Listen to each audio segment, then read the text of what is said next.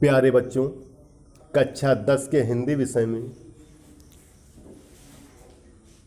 द्वितीय अध्याय ममता, जो कि जयशंकर प्रसाद जी द्वारा लिखित है, का शेष भाग का अध्ययन करेंगे। देखिए, पिछले वीडियो में आपने पढ़ा कि ममता अपने दुर्ग के कमरे में बैठी हुई थी और सोन नदी के प्रवाह में मग्न थी।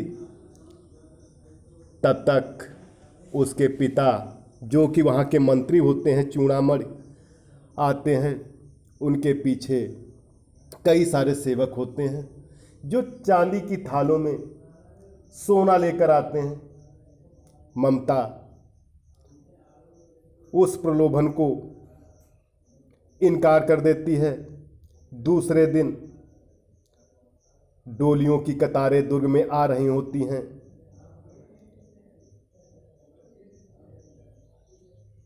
डोलियों में पठान सैनिक भरे होते हैं, जो कि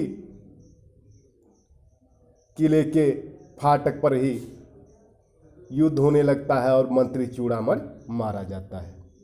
राजा रानी और राजकोष सब शेरशाह के हाथ लगता है। मंत्री चूड़ामणि मारा जाता है और ममता निकल जाती है। देखिए उसी के आगे, काशी के उत्तर में धर्मचक्र बिहार मौर्य और गुप्त सम्राटों की कीर्ति का खंडहर था। भग्न चूड़ा, भग्न माने टूटा हुआ, अब चूड़ा माने चाटी, यानी टूटी हुई चाटी। तृण मुल्कों के से ढके हुए प्राचीर, प्राचीर माने होता दीवार, और गुल्मों माने होता है झाड़ियों, यानी झाड़ियों से ढकी हुई दीवार। ईंटों के ढेर में बिखरी हुई भारतीय शिल्प की विभूत ग्रीष्म की चंदिका में अपने को शीतल कर रही थी। गर्मी के मौसम की चांदनी रात में अपने आप को शीतल कर रही थी। जहां पंचवर्गीय भिक्षु गौतम का उपदेश ग्रहण करने के लिए पहले मिले थे, उसी स्तूप के भग्नावशेष की मलिन छाया में, भग्नावशेष माने होता है खंडहर की मलिन छाया में, एक झोपड़ी के दीपालोक, दीपालोक देखिए दो शब्दों से बना है, दीप धन आलोक। दीप माने दीप होता है, आलोक माने प्रकाश, यानी दीप के प्रकाश में एक स्त्री पाठ कर रही थी। अनन्यास अनन्यास चतयंतो माम ये जना पर्युपासते। पाठ रुक गया। एक भीषण और हताश आकृति दीप के मंद प्रकाश में सामने खड़ी थी। दीप के जो दीप में धीमा सा प्रकाश हो रहा था, उसी के सामने एक हताश और भीषण आकृति खड़ी हुई थी। स्त्री उठी, उसने कपाट बंद करना चाहा। कपाट माने दरवाजा। स्त्री उठी और उसने दरवाजा बंद करना चाहा, परंतु उस व्यक्ति ने कहा, माता मुझे आश्रय चाहिए। वो जो आकृत थे, उसने क्या कहा कि हे माता, मुझे आश्रय चाहिए, मुझे शरण चाहिए। तुम कौन हो? स्त्री ने पूछा। मैं मुगल हूं, चौसा युद्ध में शेरशाह से विपन्न होकर रक्षा चाहता हूं। क्या कहने लगा वो? मैं मुगल हूं और चौसा युद्ध में शेरशाह से विपन्न अर्थात दुखी होकर रक्षा चाहता हूं। इस रात अब आगे चलने में असमर्थ हूं, यानी इस रात मैं आगे नहीं चल सकता। क्या? शेरशाह से? स्त्री ने अपने होंठ काट लिए। हाँ माता, परंतु तुम भी वैसे ही क्रूर हो। वही भीषण रक्त की प्यास, वही निष्ठुर प्रतिबिंब तुम्हारे मुख पर है। जैसा शेरशाह है, उसी प्रकार तुम भी हो। सैनिक, मेरी कुटी में स्थान नहीं, जाओ कहीं दूसरा आश्रय खोज लो। गला सूख रहा है, साथी छूट गए हैं, अश्व गिर पड़ा है, अश्व माने घोड़ा। इतना थका हुआ हूं, इतना कहते कहते वह व्यक्ति धम से बैठ गया और उसके सामने ब्रह्मांड घूमने लगा। स्त्री ने सोचा यह विपत्ति कहां से आई। उसने जल दिया, मुगल के प्राणों की रक्षा हुई। वह सोचने लगी सभ्य धर्मी दया के पात्र नहीं। मेरे पिता का वध करने वाले आतताई, क्या सोचा उसने कि मेरे पिता का वध करने वाला आतताई, आतताई माने होता है अत्याचारी।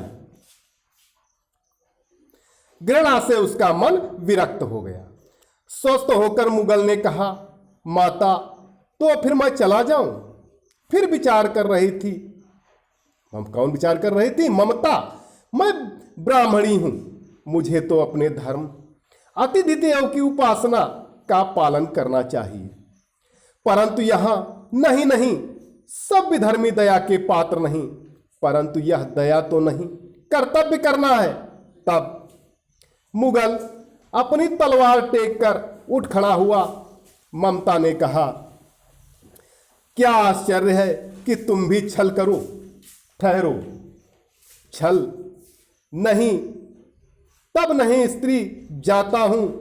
तैमूर का वंशधर स्त्री से छल करेगा? जाता हूं, सब भाग्य का खेल है। क्या कहने लगा कि सब भाग्य का खेल है। ममता ने मन में कहा, यहां कौन दुर्ग है, यही झोपड़ी न, चाहे जो चाहे ले ले, मुझे अपना कर्तव्य करना पड़ेगा। वह बाहर चली आई और मुगल से बोली, जाओ भीतर, थके हुए भयभीत पथिक, तुम चाहे कोई हो, मैं तुम्हें आश्रय देती हूं। मैं ब्राह्मण कुमारी हूं, सब अपना धर्म छोड़ दें तो मैं भी क्यों छोड़ दूं। मुगल ने चंद्रमा के मंद प्रकाश में वह महिमामय मुखमंडल देखा। उसने मन ही मन नमस्कार किया। ममता पास की टूटी हुई दीवार में चली गई। भीतर थके पथिक ने, पथिक माने राही या यात्री ने झोपड़ी में विश्राम किया। प्रभात में खंडहर की संध से ममता ने देखा, संध अर्थात जहां पर दो दीवारें मिलती हैं, सैकड़ों अश्वारोही घुड़सवार उस प्रांत में घूम रहे हैं। वह अपनी मूर्खता पर अपने को कोसने लगी। अब उस झोपड़ी से निकलकर उस पथिक ने कहा, मिर्जा मैं यहां हूं। शब्द सुनते ही प्रसन्नता की चीत्कार ध्वनि से प्रांत गूंज उठा। ममता अधिक भयभीत हुई, डर गई। पथिक ने कहा, वह स्त्री कहां है, उसे खोज निकालो। ममता छिपने के लिए अधिक सचेष्ट हुई। वह मृगदाव में चली गई। मृगदाव अर्थात तहखाने में चली गई। दिन भर उसमें से न निकली। संध्या में जब उन लोगों के जाने का उपक्रम हुआ तो ममता ने सुना पथिक घोड़े पर सवार होते हुए कह रहा है, मिर्जा उस स्त्री को मैं कुछ दे न सका, उसका घर बनवा देता, क्योंकि मैंने विपत्ति में यहां विश्राम पाया था। यह स्थान भूलना मत। इसके बाद वे चले गए।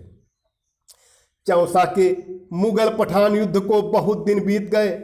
ममता अब 70 साल की वृद्धा थी। ममता कितने साल की हो गई थी? 70 साल की हो गई थी।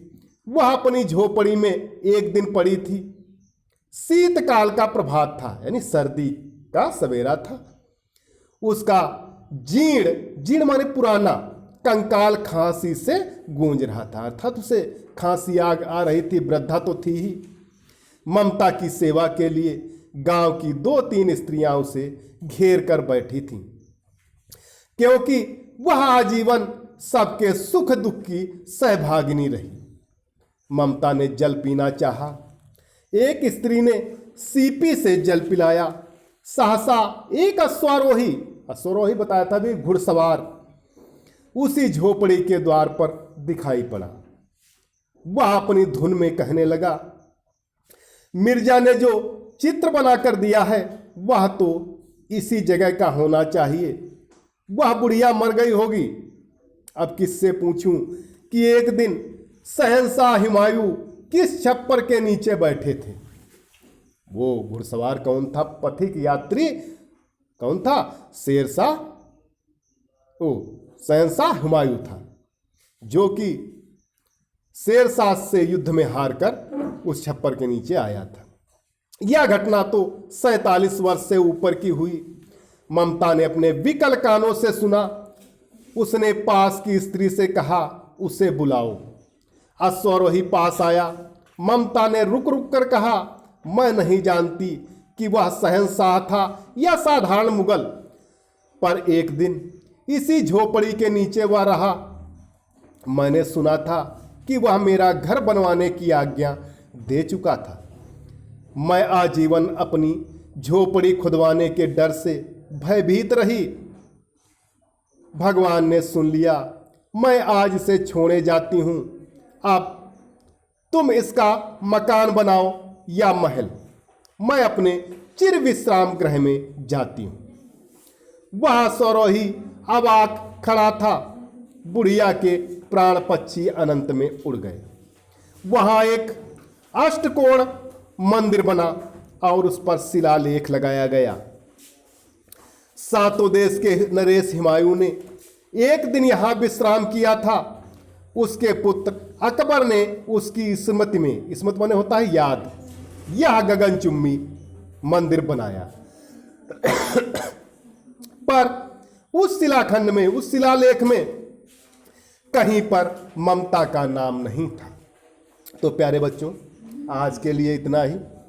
सभी बच्चे इसी पाठ का द्वितीय पैराग्राफ और उसके प्रश्नों के उत्तर लिखकर होमवर्क वाले ग्रुप पर अवश्य डालें। धन्यवाद।